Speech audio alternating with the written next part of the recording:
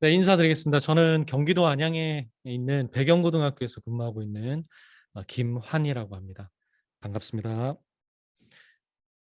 제 목소리 들리시나요? 네. 네, 네, 알겠습니다. 아, 일단 이제 퇴근하셔야 되는데 이렇게 또 남으셔가지고 연수도 하시고 정말 대단하십니다. 대단하시고 선생님들 귀한 시간 이렇게 내주셨는데 좀 유의미한 시간이 되었으면 좋겠습니다. 온라인 컨텐츠를 활용한 이제 수업 사례에 대해서 지금 이야기를 하려고 하는데 제 연수 제목은 교사가 크리에이터이다. 크리에이터이다. 이게 이제 제 제목이고요. 그리고 오늘은 좀 본질적인 이야기, 좀 본질적인 이야기들을 좀 나누고자 합니다. 쌤들, 그 2020년도 정말 우리가 상상할 수 없었던 일들이 일어난 한 해였죠. 뭐 굳이 설명을 다 안 해도 될 것 같습니다. 우리가 코로나 때문에 얼마나 많이 힘들었습니까? 제가 작년에 저희 학교 정보부장이었습니다. 네, 이 말 한마디로 이제 평정. 그래서 지금도 작년을 생각하면 막 이렇게 속이 안 좋을 정도로 작년은 진짜 많이 힘들었던 것 같아요. 저희는 고등학교여서 사실 선택권이 없었어요. 그래서 저희는 EBS 온라인 클래스를 가지고 어쨌든 꾸역꾸역 비대면 원격 수업을 저희가 이제 끌어갔었고요. 그리고 이제 그 나름대로 뭔가 선생님들도 적응을 하시고 그렇게 수업을 진행해 가시는데 저희 학교 교장 선생님께서 어느 날 이제 저를 부르시더라고요. 그래서 저를 부르시더니 조용히 우리도 구글 G 스윗을 구축하자. 그래서 이 얘기를 꺼내시는데 그때 제가 너무 놀랐어요. 왜냐면 제가 이제 과목이 국어고요. 저는 문과거든요. 근데 사실 정보부장을 맡은 것도 정말 이게 좀 굉장히 부담스러웠는데 구글을 학교에다 구축하라고 하니 그래서 근데 이제 또 시키시니까 또 해야 되고 그래서 이제 제가 막 자료들을 찾고 막 검색하고 그래서 막 어쨌든 그 과정들을 그 험난한 과정들을 거쳐서 이제 구글 G 스윗 지금 이제 워크페이스로 이름이 바뀌었습니다. 그 구글 G 스윗을 이제 학교에다가 이제 구축을 했습니다. 그래서 이제 다 구축을 하고 났더니 교장 선생님께서 또 부르시더니 이제는 2학기 때를 대비해서 선생님들이 구글 툴을 그 플랫폼을 능수능란하게 만질 수 있게끔 연수를 하라고 그렇게 말씀을 하시는 거예요. 그래가지고 그 연수를 이제 진행을 하게 됐는데 선생님들 뭐 영문도 모른 채 다 이렇게 질질 끌려오시고 그다음에 또 저는 또 그 아무것도 모르는 백지 상태에 있는 선생님들을 또 연수를 했었어야만 되고 또 선생님들은 저한테 막 되게 또 막 원망의 그 레이저를 저한테 이렇게 또 막 발산하시고 그게 사실 교내 연수가 제일 힘들잖아요. 그래서 그 교내 연수를 어쨌든 그렇게 몇 차례씩이나 그렇게 반복을 하면서 선생님들이 어쨌든 구글 툴을 익힐 수 있도록 그렇게 연수를 했었습니다.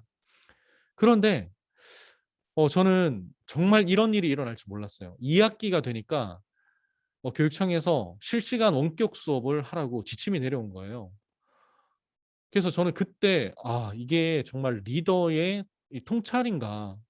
그래서 만약에 우리가 저희 입장에서는 어쨌든 해야 할 일이었는데 그래도 미리 해놨기 때문에 또 선생님들도 마찬가지 언젠가는 당면할 일이었는데 미리 이제 백신을 맞아가면서 그렇게 연습을 하고 훈련을 한 것들이 2학기 때는 훨씬 수월하게 우리가 그 상황들을 대처할 수 있게 된 거죠. 그래서 저는 교장 선생님에 대해서 좀 굉장히 좀 존경하는 마음이 좀 생겼고요. 그다음에 이제 올해는 이제 코로나 2년 차잖아요. 그래서 선생님들이 복도 이렇게 지나가시면서 작년에 그 부장님이 그렇게 잘 구축해 놓으셔가지고 우리가 지금 이렇게 혜택을 본다. 이제 그렇게 저한테 위로의 말씀도 건네시고 이제 그렇게 하시거든요. 그래서 이제 그런 얘기 들을 때는 이제 좀 제가 그 힘들었던 일이 좀 이렇게 씻겨 나가기는 하는데 어쨌든 작년에는 정말 너무 많이 힘들었습니다. 선생님들도 다들 마찬가지일 거예요. 이 코로나로 인해서 이 교육적 변화가 정말 어마어마하잖아요. 음. 근데 저는 이 상황에서요. 이제 그 생각을 좀 해 봤어요. 어 저는 이 EBS 온라인 클래스 EBS잖아요. EBS가 제일 좀 안타깝다라는 생각을 했습니다. 왜냐하면은 이 EBS 온라인 클래스는 원래 있었거든요. 근데 이제 팬데믹 상황이라는 예기치 못한 상황이 발생했어요. 근데 그거는 기회였잖아요, 어떻게 보면. 그 기회였는데 전국에 2천 개가 넘는 고등학교들이 온라인 클래스를 쓰고 중학교도 쓰고 이제 그런 상황이 되었을 때 EBS는 그 기회를 잡을 만한 어떤 충분한 여건이 준비가 제대로 갖춰지지 못했다라는 생각이 들더라고요. 그래서 오류도 굉장히 많았잖아요. 오류도 굉장히 많고 또 올해부터는 실시간 수업도 지원한다라고 했지만 사실 이미 대부분 학교들이 다 빠져나가고 줌이나 구글로 다 갈아타고. 그래서 저는 뭔가 제2의 도약을 할 수 있는 정말 소중한 기회를 EBS가 좀 놓쳤다. 그래서 너무 안타깝다. 이제 그런 생각을 했었고요. 그다음에 반면에 이 줌은요. 정말 어떻게 보면은 아직 다가오지 않은 비대면 원격 시대를 준비하느라고 예견하고 이 회사를 만든 거 아니에요, 소프트웨어를 개발하고. 근데 또 예기치 않게 팬데믹이 왔어요. 그래서 줌은 그 기회를 어쨌든 잡았어요. 그래서 뭐 여러 가지 오류들이 있었죠, EBS처럼. 그런데 그게 생길 때마다 완벽하게 커버를 해 나가면서 사람들이 줌을 계속해서 사용할 수 있게끔 어쨌든 최선의 노력을 했고 그 기회를 저는 줌은 살렸다라고 보는 거죠. 요게 인제 재미삼아 보는 건데요. 요게 인제 줌 주가거든요. 그래서 요게 지금 팬데믹 전에 잠시만요. 제가 요거를 포인트를 좀 바꾸겠습니다. 자, 여기 보시면은 팬데믹 전에는 주가가 한 50유로대였어요. 근데 요게 이제 2020년, 2019년이죠. 근데 이제 요게 작년에 팬데믹이 되고 10월 달에는 476유로, 그러니까 거의 10배 가까이 뛰어 올랐죠. 지금은 또 다시 좀 처졌지만 그래도 한 5배 정도 오른 셈이죠. 그래서 이 줌과 EBS가 자연스럽게 대비가 되더라고요. 그래서 저를 바라보면서 그러면 나는 EBS인가 줌인가? 그런 기회들이 찾아왔을 때 그 기회를 그냥 놓쳐버리는 EBS가 될 것인가 아니면 그 기회가 올 것이라는 것을 뭐 예상까지는 못한다 하더라도 그래도 우리가 지금 어쨌든 코로나 팬데믹 코로나 상황을 맞이했는데 또 우리가 생각해야 될 것이 또 포스트 코로나잖아요. 그리고 또 다른 팬데믹이 올 수도 있잖아요. 그런 상황들을 또 우리가 생각해 봤을 때 또 더 나아가서 고등학교 같은 경우는 고교 학점제가 적용이 되죠. 이런 부분들. 그래서 그런 부분들을 생각해 봤을 때 '나는 과연 줌이 될 수 있을까?' 이제 그런 생각들을 좀 한번 해 봤습니다. 선생님들은 어떻게 생각하세요? 나는 만약에 지금 이런 상황에서 지금 EBS처럼 대처하고 있는지 아니면 줌처럼 대처하고 있는지 고런 부분들 한번 같이 좀 생각을 해 봤으면 좋겠습니다. 저희 학교에 이제 그 올해 내년 2월에 이제 퇴임하시는 선생님 한 분이 계세요. 근데 이제 죄송합니다. 네. 퇴근 시간을 알리는 종이 울렸네요. 근데 이 선생님은 예전에 학력고사 시절부터 이제 교직을 하셨는데 그때는 이제 막 지필평가도 볼펜으로 직접 써서 수제로 막 만들어내시고 학생부도 다 손으로 쓰시고 이제 그랬던 분이잖아요. 그래서 그런 경험을 가지고 계신 분인데 지금 비대면 원격 수업까지 경험을 하신 분이라는 거죠. 그래서 그분 얘기를 들어보면 지나간 한 30년 세월보다 지난 1, 2년에 이 내가 교육 현장에 몸을 담으면서 이 생긴 변화들이 더 크다라고 이렇게 말씀을 하시더라고요. 그러니까 선생님들도 느끼시잖아요. 이 시대가 정말 엄청나게 지금 변하고 있어요. 우리는 그 시대적인 변화를 뭐 고작 뭐 핸드폰이나 뭐 이렇게 줌이나 이런 어플들로만 이렇게 좀 체감할 수 있어서 그렇지 지금 어마무시하게 기술들이 변해가고 있다라는 거죠. 그런데 문제가 뭐냐면 그런 기술들이 변해가고 사회가 변해가는데 그러한 사회 속에 놓여져 있는 학생들도 변해가고 있다라는 거죠. 어. 그래서 학생들도 예전과는 진짜 많이 달라졌습니다. 선생님들 그 이제는 뭐 인제 구글 뭐 그다음에 원격 수업, 그리고 뭐 패들렛, 그다음에 멘티미터, 뭐 이런 것들 이제 다 아시잖아요. 줌 이런 거 다 아시잖아요. 그래서 작년 같았으면 제가 이런 것들을 좀 일일이 설명을 했었을 텐데, 지금은 이미 선생님들이 코로나 1년 차를 겪고 지금 2년 차에 접어들었기 때문에 이런 거 좀 반복할 필요는 없다라고 보고요. 저는 좀 이런 것들을 뛰어넘는, 아까도 말씀드렸지만 본질적인 이야기들을 좀 하고 싶다라는 오늘 제 의도가 담겨져 있습니다. 줄리어스 예고라는 선수가 있어요. 이 선수는 이제 창 던지기 선수인데요.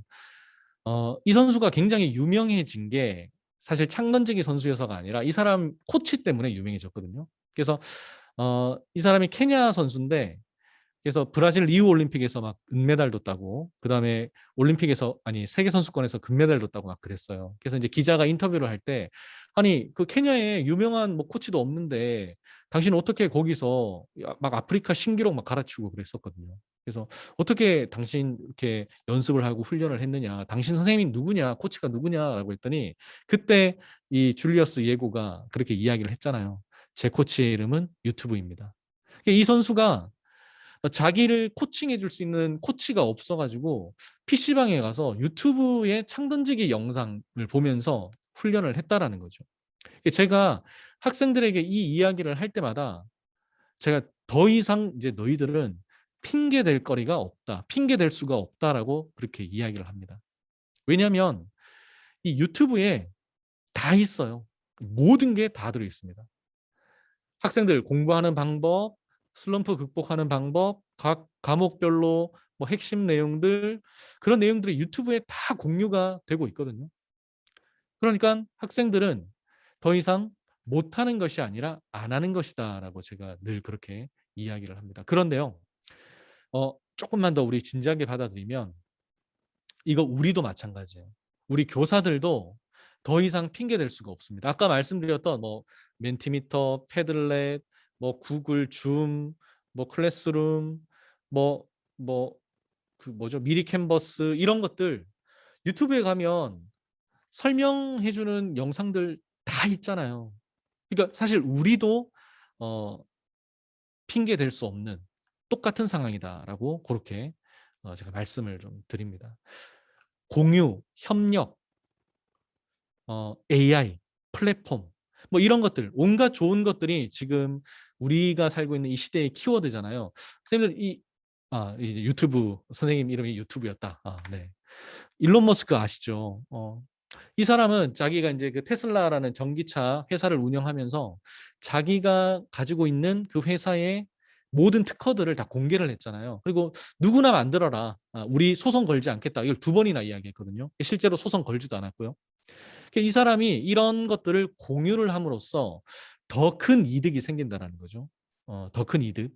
그리고 이제 뭐 인류적인 어떤 그런 거시적인 이득들이 생기기 때문에, 뭐 지구의 환경 보호라든지.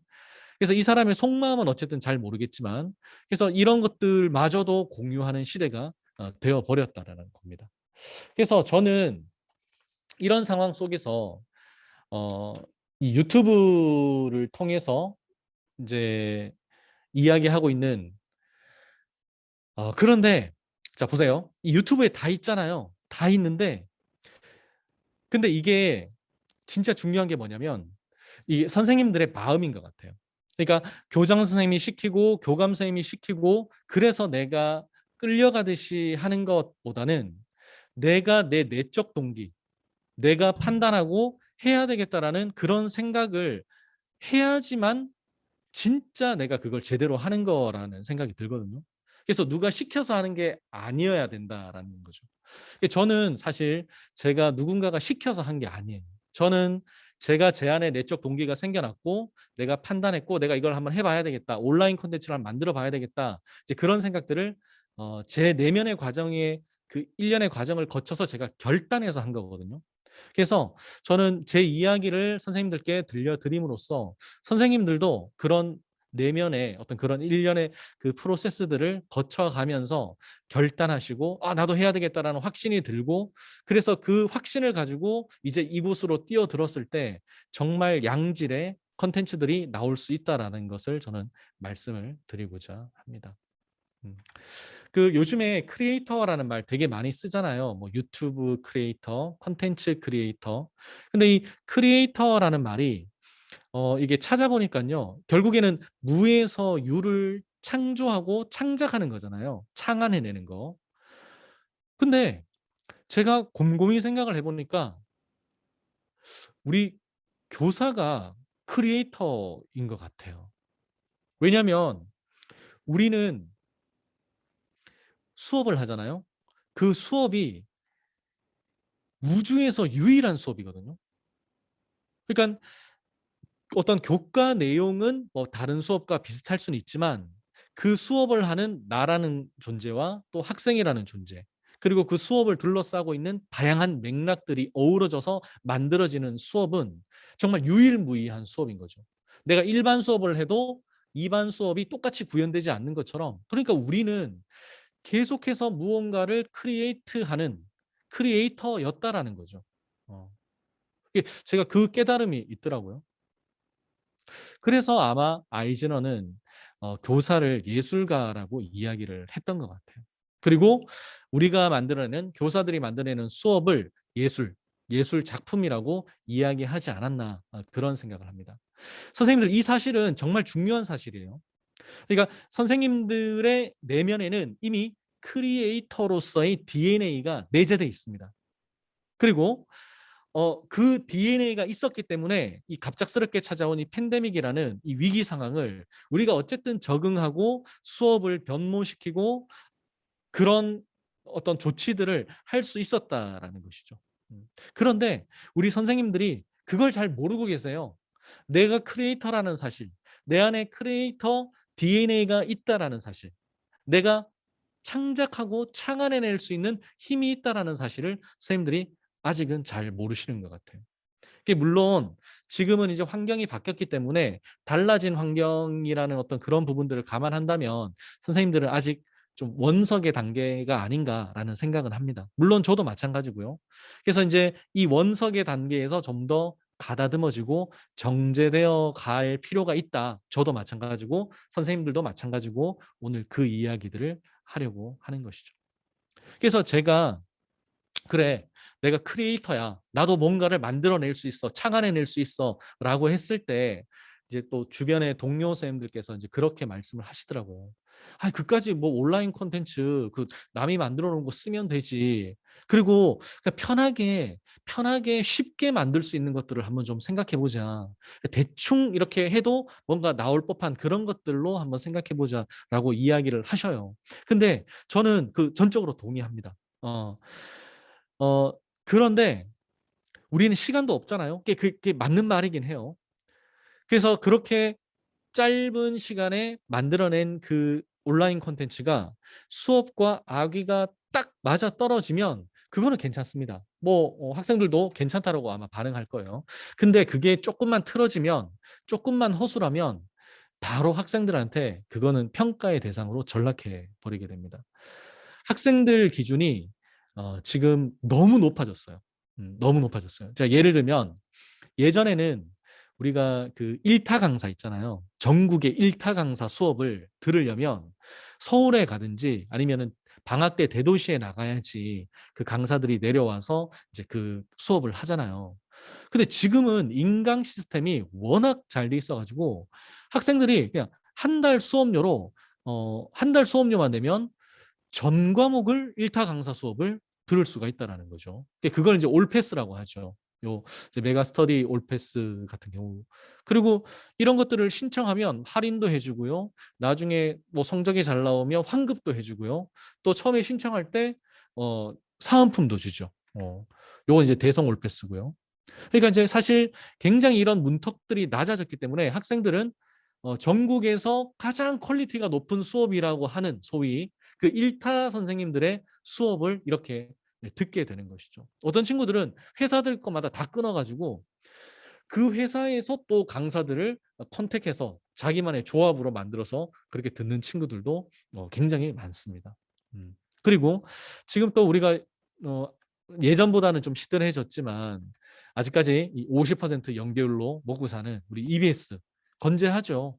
어 연계율은 낮아졌지만 사실 고3 학생들 대부분이 이 EBS 교재를 가지고 한 번은 다 1 회독은 하잖아요. 그래서 이런 EBS 수업을 듣고 있는 이런 학생들, 이 학생들의 눈높이, 그래서 그 눈높이에 내가 도달하지 않으면 나는 버려지게 되는 존재다라는 것을 저는 절실히 깨닫거든요. 어 그렇게 되면은 제가 학생들의 마음속에 제가 차지하고 있는 지분들이 점점 작아지더라고요. 그래서 제 지분은 점점 작아지고 그네들의 마음속에는 학원 선생님, 인강 선생님, 그다음에 뭐 가외 선생님, 친구, 그런 마음의 지분들은 더 커져서 결국 제가 설 아이들의 마음의 자리가 없어집니다.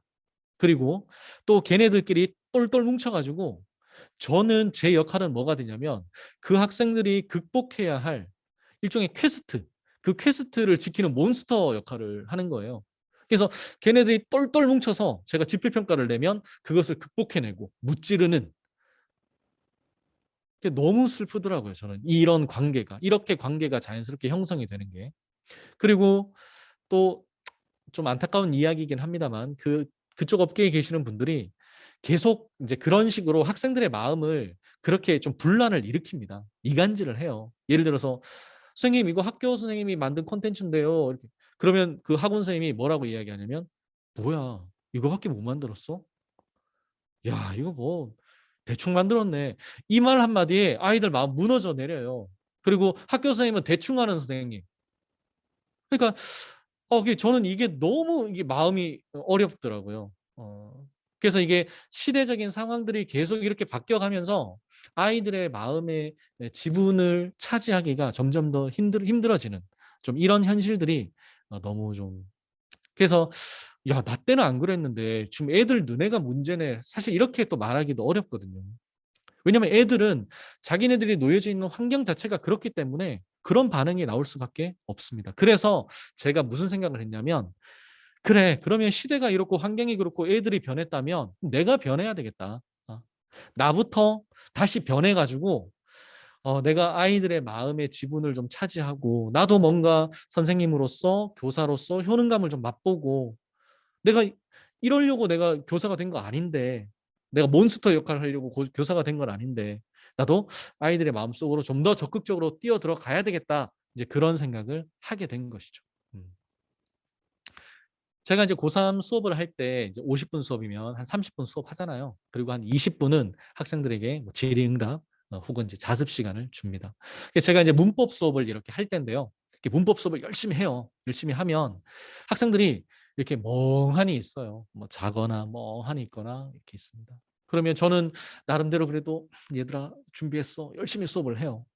그리고 자 남은 시간은 조용히 자습하고 뭐 질문할 게 있으면 질문해라고 하면 그 멍하던 애들이 이 태블릿을 꺼내서 인강을 켜요. 그리고 문법 수업을 들어요. 저 맥인 거 맞죠? 그래서 제가 그 장면을 보면서 너무 막 자괴감이 느껴지더라고요. 그래서 야 도대체 무슨 차이냐. 그래서 제가 이제 그 친한 학생한테 그 올패스 아이디를 하나 빌려 가지고 제가 문법 강의 그 1타 문법 강의를 제가 처음부터 끝까지 들어봤습니다. 1강부터 OT부터 마지막까지.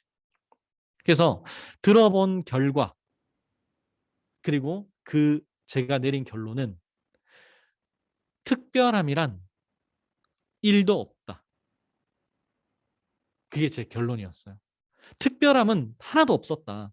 다만 그 수업을 둘러싸고 있는 백그라운드. 예를 들면은 스튜디오, 시설, 조명, 마이크, 편집 기술, 그리고 과장된 후기들, 그리고 온갖 상업적인 걸로 치장된 어떤 그런 것들. 그거 말고는 수업 내용, 교과 지식적인 측면에서는 전혀 특별한 게 없는 거예요. 아, 그래. 그러면 오히려 잘 됐네. 뭔가 특별한 게 있었으면 내가 좌절했을 텐데 특별한 게 없으니 그럼 나도 나만의 백그라운드를 만들어야 되겠다. 자, 그런데 제가 뭐 사설 인강업체에 가서 제가 뭐 스카우트 당할 수도 없잖아요. 저 스카우트 해주세요라고 할 수도 없고 EBS 그 콧대 높은 EBS가 뭐 저를 뭐 등용할 리도 없고요. 그래서 제가 어떻게 하면 내가 나의 백그라운드를 스스로 만들 수 있을까? 그래서 그렇게 고민하던 찰나에 저한테 굉장히 조심스럽게 손을 내밀어 주시는 분이 계셨습니다. 그분 성이 유씨고 그다음에 이름이 튜자 브자를 쓰시는 우리 유튜브 선생님께서 저에게 손을 내밀어 주셨어요. 이분은 굉장히 공정하신 분입니다. 굉장히 공평정대하신 분이에요. 만약에 일타 강사가 채널을 개설한다 하더라도 시작은 구독자 빵이에요. 시작은 구독자 빵이고 저도 구독자 빵이고 그리고 구독자가 1000명이 되기 전까지는 뭐 공지사항을 소통할 수 있는 게시판도 주지 않아요. 커뮤니티 게시판도 주지 않아요. 대통령이 개설했다 하더라도 구독자는 1000명이 넘어야지 게시판을 줍니다. 굉장히 공명정대한 분이죠. 그래서 저는 일단 내 백그라운드로 일단 유튜브 플랫폼을 한번 써보자. 그리고 가장 공정하고 가장 널리 알려졌고 가장 익숙하고 학생들에게 가장 영향력이 있는 이 매체를 나의 무대로 삼자. 근데 지금도 제가 되게 미스터리한 게 이 교육부가 교사들한테 유튜브를 허용해 줬거든요. 이게 팬데믹 전이에요. 그 보수적인 집단이 어떻게 교사들한테 이렇게 오픈된 이 플랫폼을 허용해 줬을까? 전 지금도 의문입니다만 어쨌든 덕분에 저는 공식적으로 허용된 공평한 운동장 위에서 이제 게임을 본격적으로 시작할 수 있게 된 거죠. 자, 그리고 나서 제가 했던 게 뭐냐면 교과 메타 분석이라는 걸 한번 해봤습니다. 뭐 이름은 제가 붙였고요. 그래서 제가 본격적으로 시작하기에 앞서서 제가 스스로 한번 질문을 해봤어요. 나는 문법을 좋아하나? 가르치는 나. 나는 학창 시절에 문법을 어떻게 공부했지? 당시에 힘든 점이 뭐였지? 지금 학생들은 문법을 얼마나 좋아할까? 학생들은 문법 공부할 때 어떤 어려움을 겪지? 그리고 문법하면 얘네들은 어떤 인상을 가지고 있을까? 그리고 문법 공부할 때 참고하는 인강 교재는 뭐지? 또 얘네들이 내 수업을 통해서 과연 얼마나 만족할까? 만약에 내 아이가 자라서 지금의 내 수업을 듣는다면 아빠의 수업에 대해서 어떻게 생각할까? 내 수업을 지금 만약에 전 국민에게 공개한다면 지금 내 심정은 어떨까? 나의 판서는 만족스럽나? 나는 모든 문법 지식에 통달해 있는 그런 상태인가? 학생들은 문법을 왜 힘들어할까? 어떻게 하면 학생들이 문법 공부를 가장 쉽게 하게끔 내가 도와줄 수 있을까? 이런 질문들을 제가 제 스스로에게 한번 해봤어요. 그러니까 이제 막 이렇게 막 스치듯이 생각이 나는 거예요. 제가 처음 발령받았을 때, 첫 학생들 만났을 때, 첫 수업을 했을 때, 그들과 수업을 하고 그 열정적인 강의를 하고 그 행복했던 기억들이 떠오르는 반면에 또 시간이 지나면서 타성에 젖어가면서 점점 매너리즘에 빠지는 어떤 그런 저의 모습들. 세상은 분명히 변하고 있었고 아이들도 변하고 있었는데 저는 그걸 인정하지 않고 나는 아무런 문제 없어. 내 수업 아무런 문제 없어. 아니, 내 수업이 효용 가치가 없다고 뭐 이렇게 이야기하는데 그거는 학생들의 문제지. 예전에 내 수업은 학생들이 정말 열광했던 수업이었어. 받아들이는 너네가 문제가 있는 거야. 나는 문제 없어. 나는 문제 없어. 그런 마음이 제 마음속 깊숙이 뿌리를 내리고 있었다라는 걸 제가 발견을 하게 된 겁니다. 저는 제 성향상 이 문제를 발견하고 나면 반드시 해결해야 되거든요. 수술하려고 개복을 했는데 종양이 있군. 덮자. 뭐 이렇게는 안 되잖아요. 문제점을 발견했으니까 이제 그걸 캐내야 되잖아요. 그래서 이왕 이렇게 된 거 저는 끝까지 한번 가보자. 누가 이길 때까지 가는지 한번 가보자. 이제 그렇게 생각을 했었습니다. 제가 한 가지 놓친 게 있는데요. 선생님들 그 제가 채팅창에다가 제가 이 강연을 연수를 진행하면서요. 제가 선생님들 질문이 생기면 여기 설문지에다가 좀 작성을 좀 해주시면 좋을 것 같습니다. 그러면 이따가 연수가 끝나고 여기에 순간순간 이렇게 뭐 궁금증이나 생길 수 있잖아요. 그러면은 여기다가 질문을 해주시면 제가 마지막에 거기에 대해서 답변을 해드리도록 그렇게 하겠습니다. 계속해서 보도록 할게요. 자, 그래서 이제 저는 본격적으로 이 문제를 한번 해결해 보자라는 생각을 하게 된 겁니다. 어 근데 지금도 신기한 게요. 제가 그때 이때 만든 영상, 뭔가 온라인 콘텐츠, 수업 콘텐츠를 제가 만들어 가지고 제가 이거를 수업에 어떻게 활용을 해야지 그런 생각까지는 못 했었습니다. 그냥 '일단 만들어 보자.' 그래서 그 만든 영상으로 단 한 명의 학생이라도 뭔가 배움을 얻는다면 나 지금 이 텅텅 비어버린 이 교사 효능감, 말라 비틀어버린 이 교사 효능감에 그래도 조금이라도 뭔가 좀 숨결을 불어넣지 않을까, 이제 그런 생각들을 했었던 것 같아요. 그래서 일단 영상 콘텐츠를 수업 콘텐츠를 만들기 전에 유튜브를 제가 좀 찾아봤습니다. 근데 이미 발 빠른 선생님들은 유튜브 활동을 하고 계시더라고요. 그래서 자기만의 수업 영상을 찍어서 올리고 학생들에게 이미 도움을 주고 있었고요. 그다음에 또 사설 학원에서 그 일타 강사들의 어떤 그 강의의 어떤 좀 뭐랄까 좀 매력적인 부분들을 이게 잘라 가지고 또 이렇게 올려 놨더라고요. 그래서 이제 일종의 맛보기 강의죠. 그래서 이제 그런 강의들이 굉장히 많이 있었습니다. 그래서 저는 이제 그 강의들을 이렇게 보면서 생각을 해 봤는데, 아니 내가 이 사람들하고 똑같이 하면 결국 똑같은 결과물이 나올 텐데 이게 과연 학생들에게 또 얼마나 내가 어필할 수 있을까, 이제 그런 생각도 들더라고요. 그래서 제가 계속 고민하면서 영상들을 찾아보면서 유튜브의 세계를 막 헤매고 있을 때 제가 정말 우연히 어플리케이션을 하나 알게 됐습니다. 그게 바로 뭐냐면 두들리라는 어플리케이션이에요. 아마 선생님들 아마 잘 모르실 겁니다. 이거는 에듀테크 목록에도 한 번도 들어가 본 적이 없는 그런 프로그램인데요. 그래서 저는 이 두들리라는 프로그램을 제가 보게 된 거예요. 요거는 이제 화이트보드 애니메이션 프로그램인데요. 그래서 제가 어떤 것들을 입력을 하면 손이 나와 가지고 그걸 막 이렇게 써 주는 그런 어플리케이션입니다. 그래서 인제 요거를 제가 인제 발견을 하게 됐어요. 근데 선생님들 인제 여기서 인제 제가 한 가지 또 말씀드리고 싶은 게 뭐냐면, 이 에듀테크라고 하는 거는요, 사실 정해진 게 없어요. 이 세상에 존재하는 수많은 도구들, 기술들을 그냥 내가 그것을 교육에 활용하면 그게 에듀테크가 되는 겁니다. 그러니까 결국에는 이 사용자가 어떤 프로그램이 "이거 에듀테크야."라고 개발이 됐지만 사용자가 그걸 다르게 이용하면 걔는 에듀테크가 아니에요.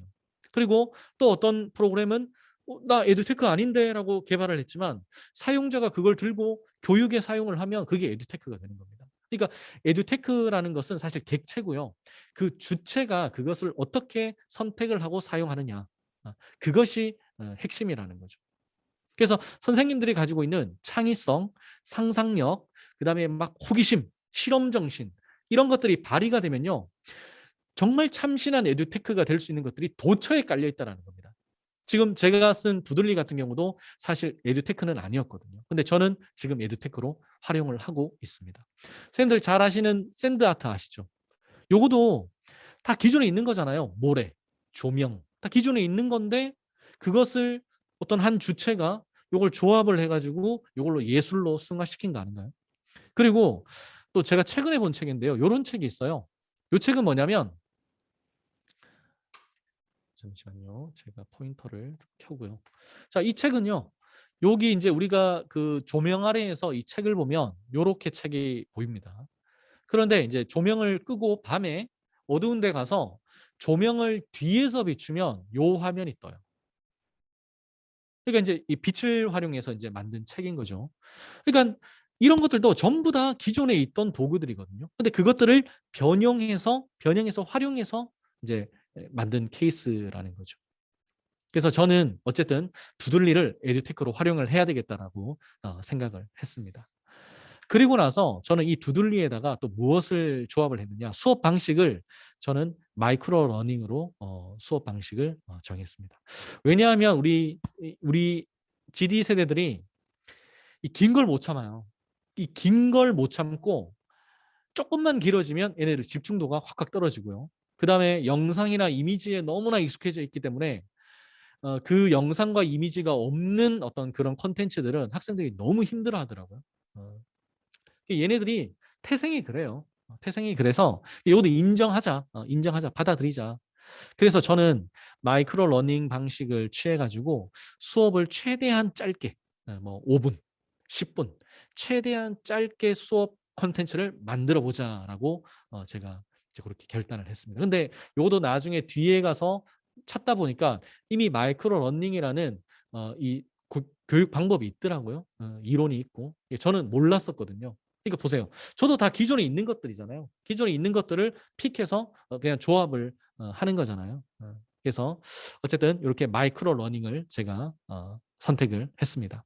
그런데 제가 또 이것들을 가지고 수업 영상을 막 만들다가 보니까 뭔가 이미지가 좀 부족해. 여기 두들리에 있는 이미지들이 있긴 한데 이거 말고도 더 예쁘고 더 귀엽고 더 참신하고 더 필요한 이미지들을 좀 활용하고 싶은데 좀 이런 이미지들 없을까라고 하면서 제가 찾아낸 것이 바로 캔바입니다. 캔바. 선생님들은 아마 지금 미리 캔버스가 조금 더 익숙하실 거예요. 근데 이제 그건 국산이고요. 예, 캔바는 이제 호주 기업이 만든 건데 미리 캔버스보다 훨씬 더 먼저 있었거든요. 그래서 저는 이 캔바를 예전부터 써왔기 때문에 이것을 가지고 제가 이제 에듀테크로 이제 픽을 해서 조합을 하게 된 것이죠.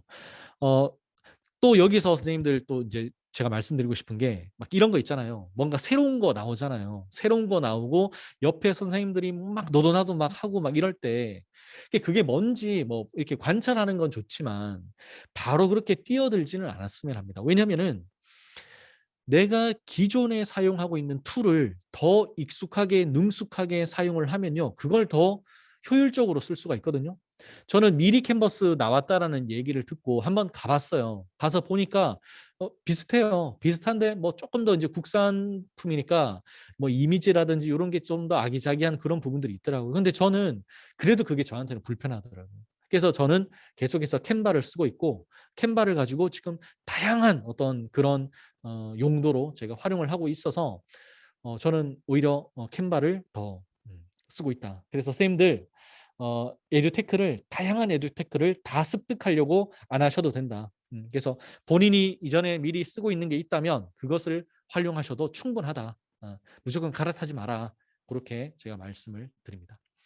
그래서 이렇게 만들어진 영상들이 나왔잖아요. 근데 이 영상들이 때로는 후보정을 할 필요가 있어요. 예를 들면은 뭐 필요 없는 부분, 내가 실수한 부분들 잘라내거나 아니면 뭐 새로운 걸 또 추가하거나 뭐 편집을 하거나 자막을 넣거나 이제 그런 작업들을 할 때 또 이제 저는 영상 편집 툴을 쓰는데 저는 원래 예전부터 맥을 썼기 때문에 그 맥에 내장되어 있는 파이널 컷이라는 프로그램을 써왔거든요. 그런데 그것도 쓸 필요가 없더라고요. 왜냐하면 저는 요걸 씁니다. 모바비라는 걸 쓰는데요. 이 모바비는 이 영상 편집 툴도 되게 많아요. 되게 많은데 저는 선생님들한테 이제 모바비를 좀 추천해 드리고 싶은데 이건 뒤에 가서 말씀드릴게요. 그래서 어쨌든 저는 모바비를 가지고 최종 보정이라든지 이런 마지막 뒷 마무리 작업을 모바비를 통해서 활용을 하고 있습니다. 그래서 이런 다양한 에듀테크 툴을 가지고 제가 만든 온라인 콘텐츠가 뭐냐 바로 요건데요. 한 5분 정도 되니까 같이 한번 보시면서 좀 이야기를 나눠봤으면 좋겠습니다. 제가 국어과여 가지고요. 5분짜리 수업 영상을 먼저 한번 보여드리도록 하겠습니다.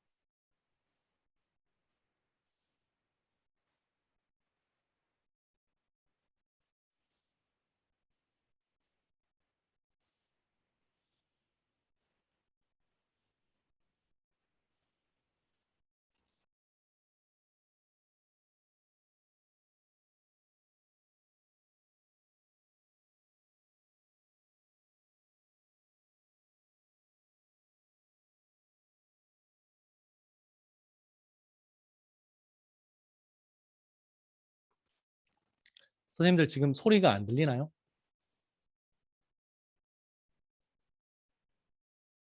아, 이제 들리나요?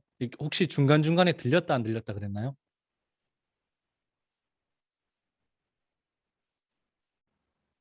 어, 잠시만요. 지금 제가 영상을 계속 영상에 소리가 안 들리나요? 잠시만요. 그러면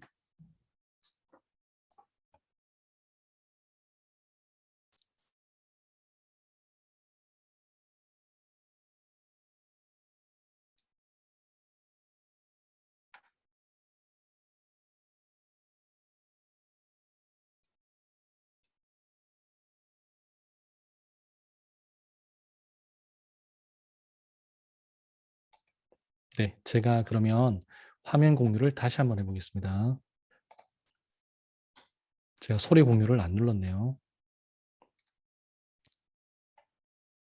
네, 선생님들 요거 죄송합니다. 다시 한번 해 볼게요. 안녕하세요. 5분 만에 마스터하는 국어. 지금 들리시나요? 오늘은 반모음과 이중모음에 대해서 공부해 볼게요. 오마국 시작합니다. 발음을 할 때 혀의 위치나 입술의 모양이 변하지 않는 모음을 단모음이라고 했었어. 그런데 다음 모음들을 같이 발음해 보자. 야, 여, 요, 유, 예, 와, 왜, 왜, 의. 야, 여, 요, 유, 예, 와, 왜, 의. 발음하는 도중에 혀와 입술이 움직이는 게 느껴지지? 이와 같은 모음들을 이중모음이라고 하는 거야. 먼저 이중모음 야를 보자. 야는 반모음 이와 단모음 아가 결합해서 만들어진 이중모음이야. 어떤 친구들은 야가 단모음 이와 단모음 아가 결합한 걸로 알고 있는데 잘못 알고 있는 거야. 그러면 도대체 반모음 이는 뭘까? 지금부터 설명할게. 잘 들어봐. 우리는 야구를 이야구라고 하지 않아. 야구라고 하지. 이때 야를 발음하기 직전의 입모양, 즉 이를 발음하는 입모양과 흡사한 상태에서 아로 넘어갈 때 나는 소리가 바로 반모음이야. 입모양이 바뀌는 과정에서 나는 소리이기 때문에 정확하게 이거다라고 하기에는 좀 불명확한 부분이 있어. 하지만 혼자서도 발음이 되는 단모음 이와는 분명히 다른 소리인 건 확실한 거지. 즉, 반모음 이는 다른 단모음과 만나야지만 비로소 제 역할을 할 수 있는 모음이라고 보면 돼. 이렇게까지 설명을 했는데도 이해가 안 되면 반모음 이를 그냥 아주 짧아서 들릴까 말까 한 이 발음이라고 생각하면 돼. 이중모음 야는 반모음 이와 단모음 아가 결합해서 만들어졌어. 이중모음 여는 반모음 이와 단모음 어가 결합해서 만들어졌어. 이중모음 요는 반모음 이와 단모음 오가 결합해서 만들어졌어. 이중모음 유는 반모음 이와 단모음 우가 결합해서 만들어졌어. 이중모음 예는 반모음 이와 단모음 에가 결합해서 만들어졌어. 이중모음 예는 반모음 이와 단모음 에가 결합해서 만들어졌어. 이해되지? 이러한 반모음에는 한 종류가 더 있는데 바로 반모음 오우야. 우리는 왕자를 오왕자라고 하지 않아. 왕자라고 하지. 그리고 웬일을 우웬일이라고 하지 않아. 웬일이라고 하지. 이때 각각 왕, 웬을 발음하기 직전의 입모양, 즉 오나 우를 발음하는 입모양과 흡사한 상태에서 아나 에로 넘어갈 때 나는 소리가 바로 반모음 오우야. 반모음 이와 마찬가지로 입모양이 바뀌는 과정에서 나는 소리이기 때문에 정확하게 이거다라고 하기에는 불명확한 부분이 있어. 하지만 혼자서도 발음이 되는 단모음 오우와는 분명히 다른 소리인 건 확실한 거지.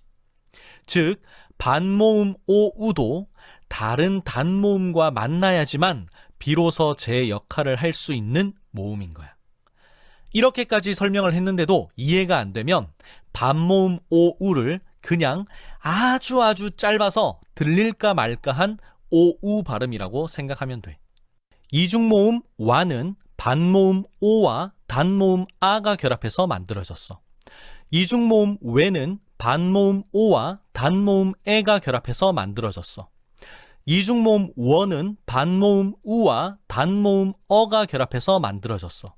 이중모음 외는 반모음 우와 단모음 에가 결합해서 만들어졌어. 이해되지? 그리고 또 하나 참고해야 할 내용이 있어. 반모음의 다른 이름은 반자음이야.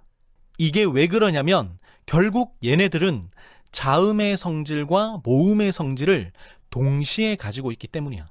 굉장히 독특하지. 먼저 얘네들이 가지고 있는 자음적인 성질을 정리해보자. 다음 시간에 가서 배우게 되겠지만 일단 자음은 혼자서 음절을 이루지 못해. 우리는 아, 오와 같은 이런 모음들은 발음도 할 수 있고 그 발음을 아, 오 이렇게 음절로 표기할 수도 있잖아. 그런데 크, 트와 같은 이런 자음들은 발음도 잘 안 되고 단독으로 음절을 이루지도 못해. 즉 반모음이 이와 같다는 거야. 반모음도 자음처럼 홀로 발음하기가 어렵기 때문에 자음이 그랬던 것처럼 모음을 만나야지만 발음할 수가 있어. 그리고 반모음도 자음처럼 단독으로 음절을 이룰 수가 없어. 이게 바로 반모음이 가진 자음적인 성질이야. 그렇다면 반모음이 가진 모음적인 성질은 뭘까? 그건 모음이 발음기관의 방해를 받지 않고 발음되는 것처럼 반모음 역시 발음기관의 방해를 받지 않고 발음된다는 거야. 이야, 이야, 이야 발음기관에 별다른 방해 없이 단모음의 발음이 이루어지고 있어. 이게 바로 반모음이 가진 모음적인 성질이야. 국어에 자음과 모음 말고 반모음이 있다는 사실은 좀 신선하지. 반모음은 음운의 변동 파트에 가면 다시 소환되니까 정확하게 개념을 이해하고 있어야 돼. 오늘은 여기까지. 하산의 끝! 네, 이렇게 이제 제가 이렇게 강의 영상, 수업 영상을 제가 이렇게 한번 만들어 봤습니다. 근데 이제 이렇게 영상을 만들고 안녕하세요. 5분 만에 마스터하는 국어. 오늘은 반모음과 이중모음.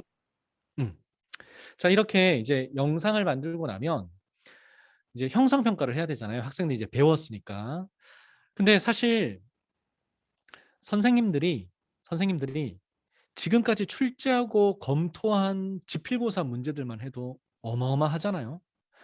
어, 선생님들만 몰라요. 선생님들은 다들 출제, 검토의 달인이세요.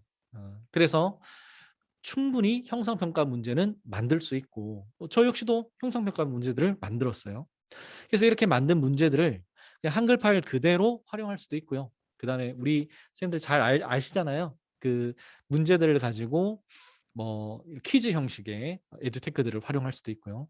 아니면 게이미피케이션 에듀테크들을 활용해서 학생들과 게임 형식으로도 우리가 진행을 할 수도 있고요. 근데 이제 저 같은 경우도 이제 그렇게 다양한 방식으로 형성평가를 활용을 하는데요. 저는 또 이제 조금 욕심이 생겨서 얘를 좀 더 예쁘게 좀 꾸며보고 싶다. 그래서 저는 이제 PDF로 좀 바꿔서 디자인을 해가지고 이제 그것을 이제 인쇄해서 쓰기도 했었거든요. 근데 사실 제가 디자인을 배운 적이 없기 때문에 이제 그런 것들은 이제 협업을 해야 되잖아요. 그래서 이제 여기 보시면 화면에 이 크뭉이라는 사이트가 있어요. 여기 이제 프리랜서들이 자신의 재능을 이제 사고 파는 이제 매매하는 예, 그런 사이트거든요. 그리고 이제 또 비슷한 게 숨고라고 있어요. 숨은 고수라고 해서 그래서 이제 이런 사이트들을 통해서 내가 어떤 이제 해야 할 프로젝트를 이제 이렇게 제시를 하면 이제 그 사람들이 연락이 오거나 아니면 내가 누구한테 의뢰를 할 수가 있는데요.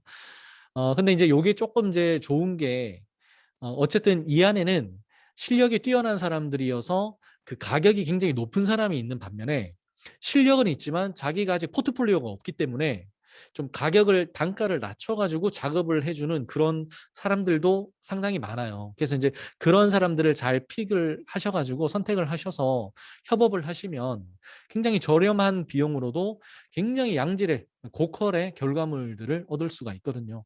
그래서 이제 이런 방식들을 통해서 내가 만든 컨텐츠들을 더 세련되게 밀리지 않게 누가 봐도 우아할 수 있을 정도의 퀄리티를 이제 끌어올리는 그런 작업들을 저는 했었습니다.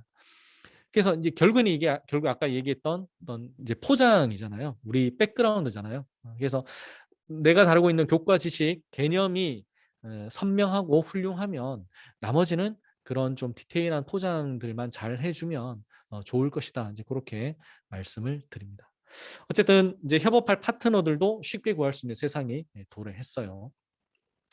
자, 그래서 제가 이제 이렇게 영상을 만들고 이제 이 영상을 만들면서 제가 이제 굉장히 뼈저린 성찰을 했습니다. 왜냐하면은 내가 지금까지 수업 준비를 이렇게 치열하게까지 내가 한 적이 있나. 물론 당시에 나는 정말 최선을 다한다라고 했지만 지금 보면 아, 지금처럼 최선을 다하지는 않았을 것 같다라는 그런 생각이 들더라고요.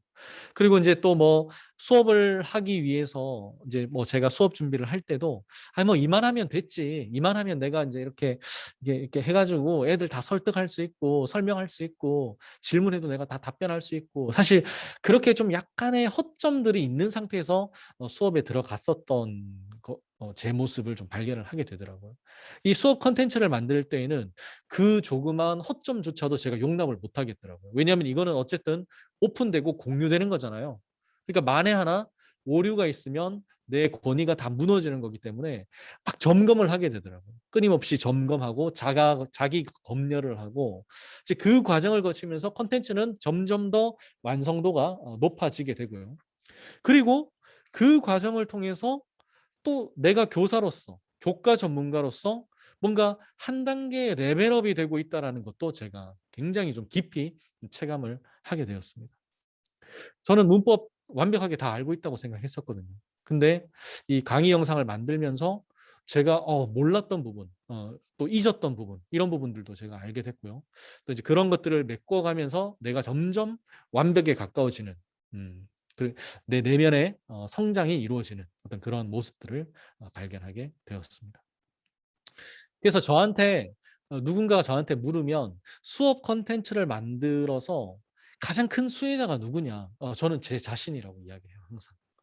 제가 가장 큰 수혜자다. 저는 그렇게 말씀을 드리고요. 자, 그래서 이제 이렇게 만든 이 영상 컨텐츠를 수업에서 어떻게 활용을 하느냐? 활용하는 방법은 무궁무진합니다. 무궁무진한데 이제 뭐 예를 들면은 일단은 이 영상 컨텐츠가 만들어졌잖아요.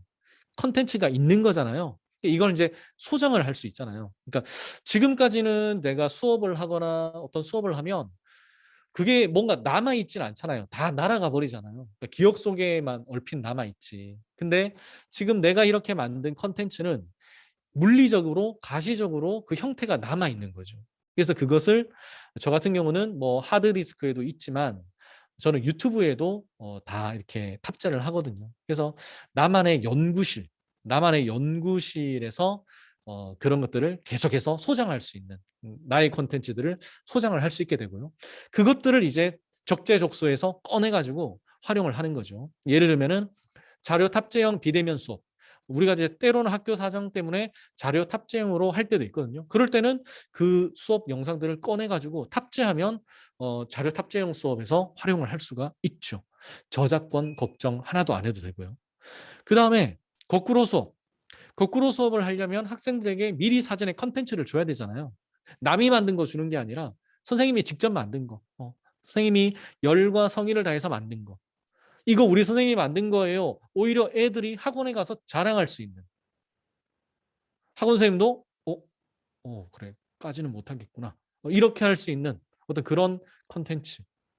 그 다음에 또 수업이 끝나고 나서 좀 뭔가 기초가 부족했던 친구들한테는 기초가 부족한 학생들 그리고 또 뭔가 심화된 내용이 더 필요한 학생들 수준별로 내가 영상 컨텐츠들을 자료들을 수업 자료들을 공유할 수 있다라는 거죠. 그리고 일정한 텀이 지났을 때 학생들이 선생님 그 수업 좀 다시 좀 볼 수 없나요? 라고 했을 때 또 그것을 공유함으로써 학생들이 복습 자료로도 활용할 수 있는.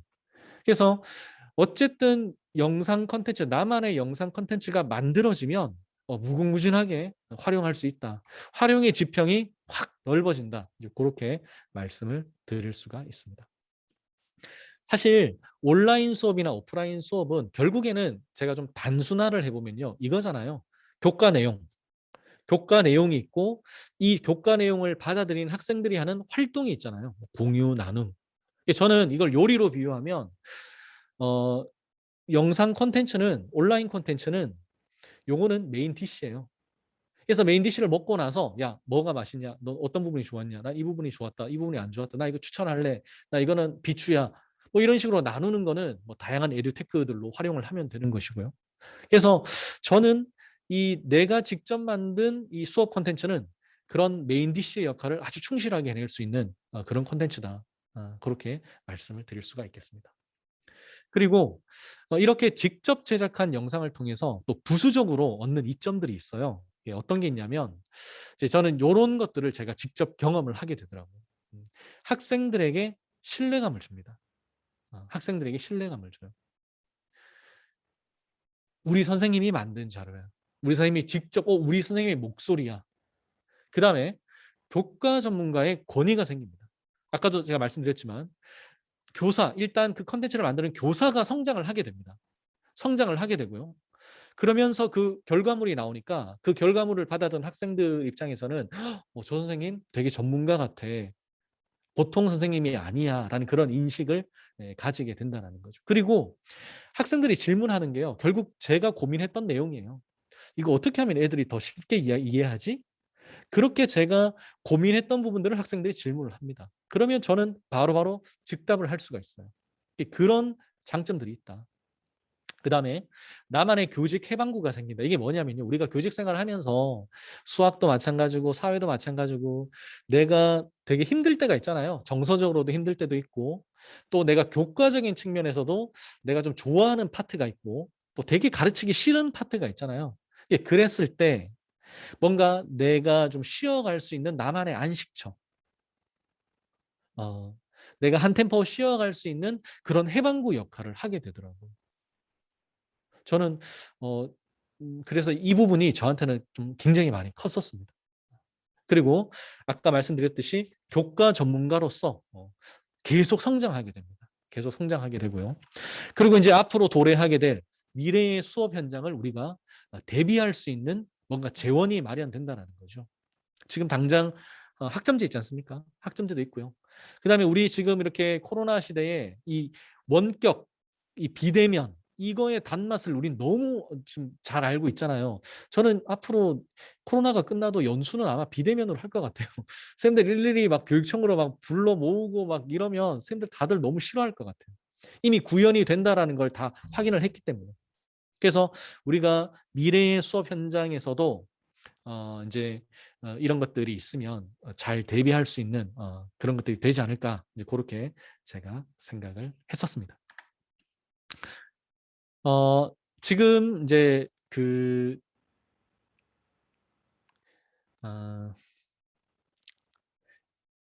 선생님들은 이제 이미 충분한 교과 전문가시거든요. 이게 충분히 컨텐츠도 다 있어요. 그리고 이미 우리는 수업을 통해서 크리에이터로서 활동도 했고요. 이제 그거를 이제 시대적인 상황에 따라서 상황에 맞게 그 에듀테크를 가지고 우리가 더 정제된 학생들에게 더 친숙한 형태로 그 모습만 바꿔서 담으면 되는 거예요. 네, 선생님들은 충분한 포텐셜이 있고 그리고 충분히 예견할 수 있고 또 대처할 수 있는 능력이 있다라는. 그래서 사람들이 막 이렇게 손가락질 하지만 그래도 선생님들은 그런 능력이 있어요. 내면에 그게 있어요. 분명히 그게 있습니다. 저도 했고요. 그래서 이제 이런 부분들을 스스로 너무 올가매거나 저평가하지 않았으면 좋겠습니다. 그리고 또 선생님이 작년과 올해를 겪으면서 계속해서 에듀테크들을 다루고 있고 또 비대면 수업에 대한 임상 경험들도 계속해서 누적돼서 쌓이고 있잖아요. 그러니까 이제 선생님은 이제 그런 능력들은 다 가지고 계시니까 이제 선생님이 내적으로 결단하시고 뭔가 확신을 가지고 이제 내가 나만의 수업 콘텐츠를 한번 만들어 봐야 되겠다. 나만의 최적화된 수업 모형. 내가 나를 제일 잘 아니까 나의 가장 잘 맞는 우리 학교에 가장 잘 맞는 어떤 그런 수업 모형들을 연구해 보시고 또 만들어 보시고 도전해 보시고 시도해 보시고 그래서 그 과정을 통해서 이 세상에 유일무이한 선생님들만의 수업 콘텐츠를 만들고 또 그것을 오픈된 플랫폼에다가 공유를 하시고 또 그것들이 우리 같은 동료 교사들에게 서로 존중되고 또 링크가 될 때 우리 교사 집단 또 우리의 수업 콘텐츠는 한층 더 업그레이드가 될 거라고 저는 확신합니다. 물론 콘텐츠를 만들지 않고 그냥 뭐 있는 거 잘 검색해서 활용해서 쓰면 안 되냐 그렇게 반문하실 수도 있는데요. 저는 전적으로 동의합니다. 예를 들어서 우리가 총알의 회전 운동에 대해서 좀 제가 학생들한테 좀 설명을 해주고 싶어요. 그런데 그거 제가 만들 수 없잖아요. 그런 경우에는 갖다 쓰시면 되잖아요. 제가 한번 가지고 와봤어요. 보세요. 짧으니까요. 총알은 회전하며 날아가는 것으로 알고 있는데요. 이번 영상에서는 총알은 회전하며 날아가는 것으로 알고 있는데요. 이번 영상에서는 총알이 어떻게 회전하는지에 대해 알아보겠습니다. 예전에는 총알이 둥근 공 모양이었습니다. 하지만 끝을 뾰족하게 하면 속도가 더 붙는다는 사실을 알게 되었습니다. 그런데 모양을 뾰족하게 만들고 보니 문제가 생겼습니다. 총알에 흠집이라도 있으면 바람의 영향으로 총알이 휘거나 뒤집어져서 공중에서 돌기도 했습니다. 그래서 강선이 개발되었습니다. 강선은 총열 안쪽에 나 있는 나선형 홈으로 이 강선이 총알을 회전시키는 역할을 합니다. 총알이 진행 방향으로 회전하면 외부의 저항을 이겨낼 수 있습니다. 왜냐하면 무겁고 회전하는 물체는 운동량이 크기 때문입니다.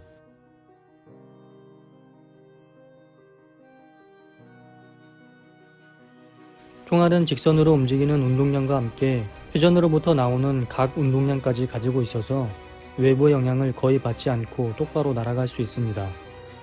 회전하지 않는 팽이는 서 있을 수 없지만 회전하는 팽이는 안정되게 서 있는 것처럼 총알도 회전을 하면 더 안정적이 됩니다.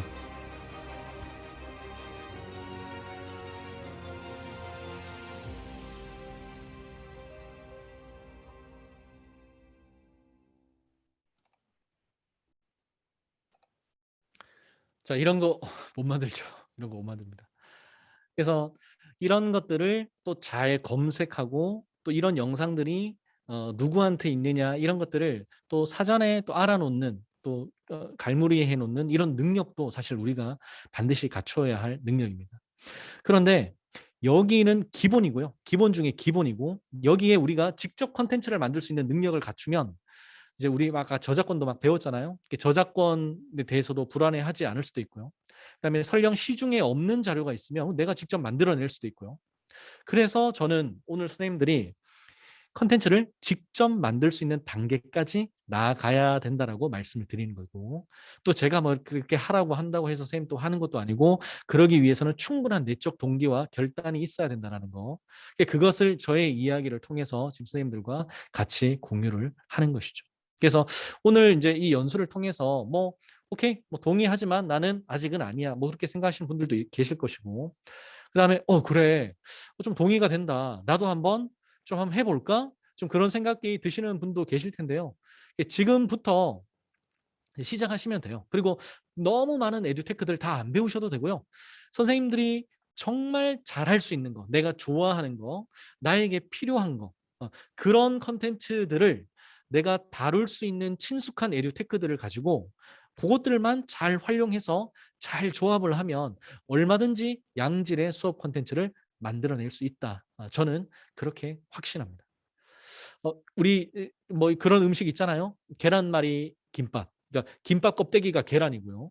그다음에 눈꽃 빙수. 그리고 뭐 물회. 그리고 뭐 로제 떡볶이. 이런 것도 지금 다 뭔가 새로워 보이지만 다 기존에 있던 거잖아요. 다 기존에 있던 거를 조금씩 변경하고 다른 것과 조합을 해서 그렇게 마치 새로운 것처럼 만들어내서 또 인기를 끌고.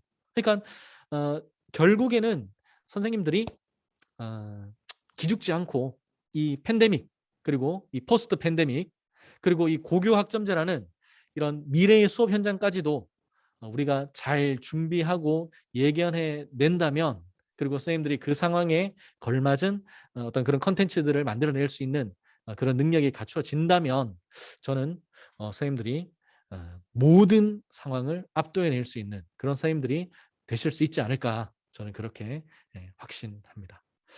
자, 일단 여기까지가 제가 이제 말씀드렸던 오늘 준비했던 강연 내용이고요. 그리고 이제 지금 부록으로 좀 뭐 질의응답이라든지 또 그리고 제가 가지고 있는 그런 정보들을 좀 공유를 좀 한번 해보고자 합니다. 일단은요. 잠시만요.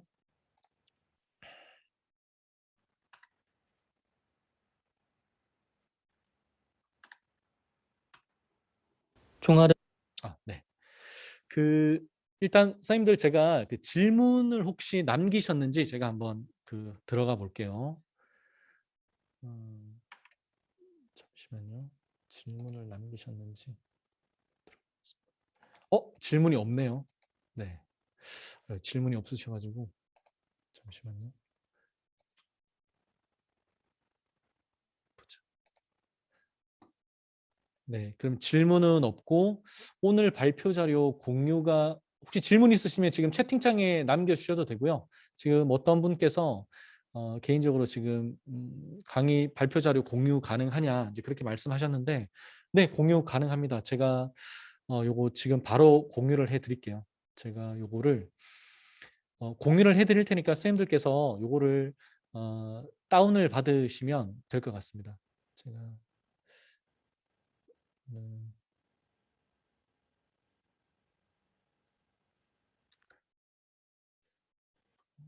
링크로 해서 선생님들 편집자 기능이 있어야 되겠죠? 네, 편집자 기능으로 해서 제가 복사를 해서 제가 채팅창에다가 지금 드리겠습니다. 이제 요 채팅창 드렸으니까 요 클릭하시면은 방금 제가 열었던 이 프레젠테이션 구글 슬라이드가 열릴 거거든요. 그러면 요거를 이 파일을 눌러가지고 어디 있어? 다운로드에 가서 뭐 PPT로 다운 받으셔도 되고 뭐 그렇게 활용을 하시면 될 것 같습니다. 그렇게 하시면 되고요. 그 다음에 또 뭐 다른 질문은 없으신가요? 그러면 제가 그 좀 정보를 좀 공유를 해 드릴게요. 일단 저는 이렇게 많은 에듀테크들을 쓰지 않아요. 저는 지금 오늘 아까 보여드렸던 그 수업 콘텐츠는 두들리라는 두들리가 뭐냐면 여기 두들리를 치면요. 이렇게 두들리를 치면 두들리.kr을 치시면 두들리 코리아가 나오는데요. 그래서 여기서 이제 선생님들이 정보를 얻으시면 됩니다. 유튜브에 가셔서도 두들리를 치시면 되고요. 자, 이걸 제가 한번 여기 클릭을 한번 해볼게요.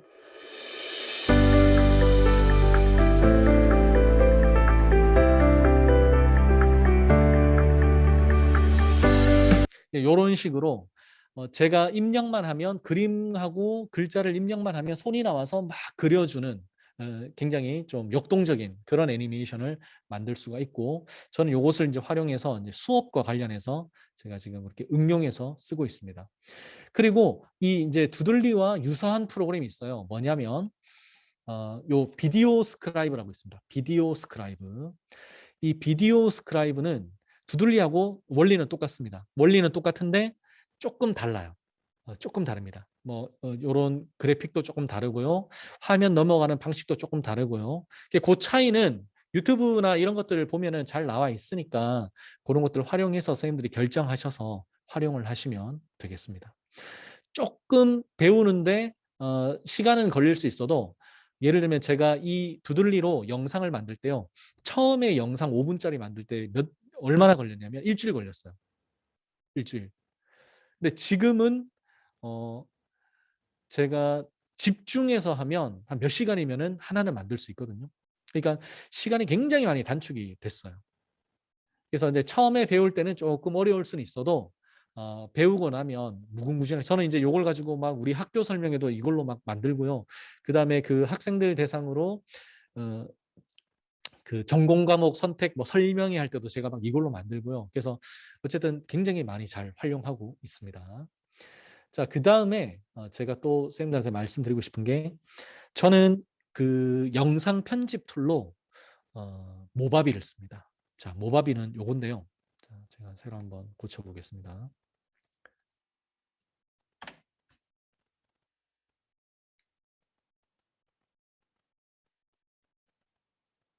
어, 모바, 모바비.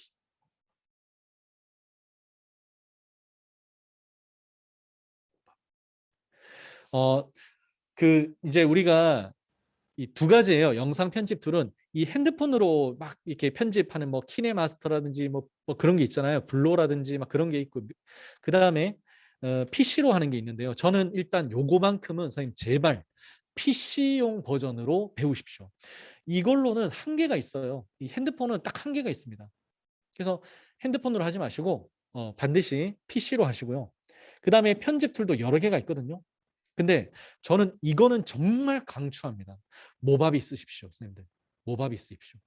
그래서 모바비는 한번 결제하면 평생 쓸 수 있으니까 모바비로 쓰시고 없으면 학교에다가 얘기해서 사달라고 하세요. 1년 다니고 한 개, 100개를 세트로 구입할 수 있는데 한 개당 10,000원이에요. 10,000원이고. 그래서 모바비는 뮤직비디오, 영화를 편집하는 것 아닌 이상은 웬만큼은 다 구현이 됩니다. 그리고 계속해서 업데이트도 되고. 그래서 제발 모바비 쓰시라. 제발. 제발. 이건 제가 정말 강추합니다.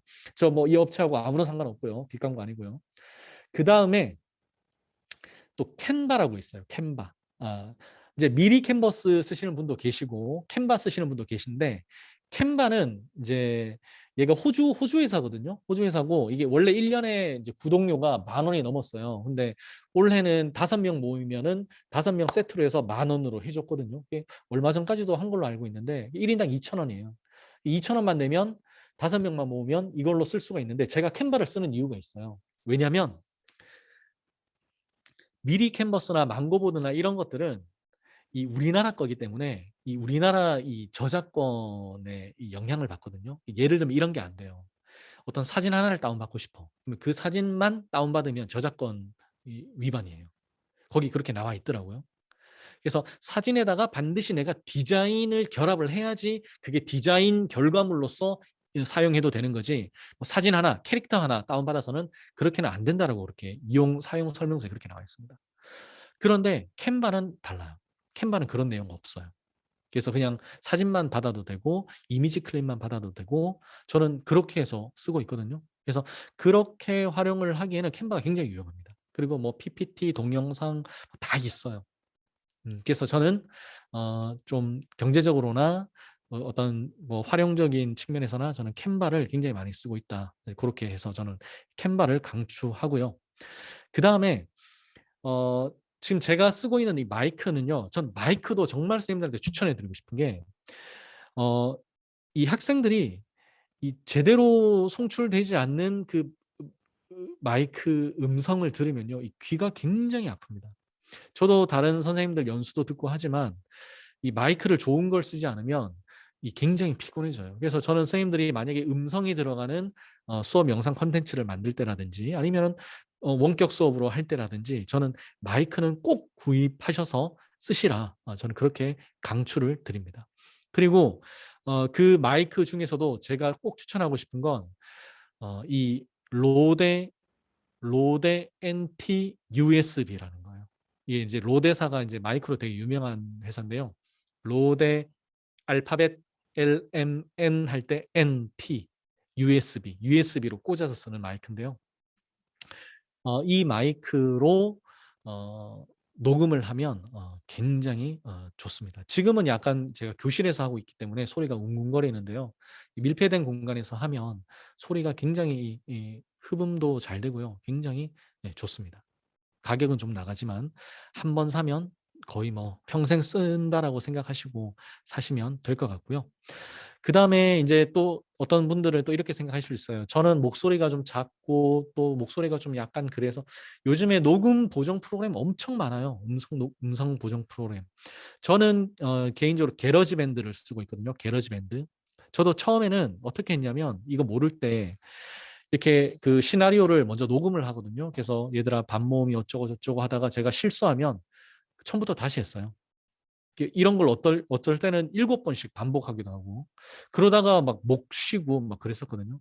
바보죠. 근데 이제 나중에 보정 프로그램 이제 그 편집 프로그램이 있다라는 걸 알고 이제 게러지 밴드를 가지고 제가 그걸 가지고 혼자 이제 유튜브 영상을 보고 핑계 대지 말라 그랬잖아요. 유튜브 영상 보고 혼자 막 익혀가지고 지금은 영상 소리 뭐 저 이론 같은 거 하나도 없지만 제가 웬만한 선생님들 음성 보정 다 해드릴 수 있고요. 그리고 MP3로 변환 다 가능하고요. 이제 그 수준까지 도달했거든요.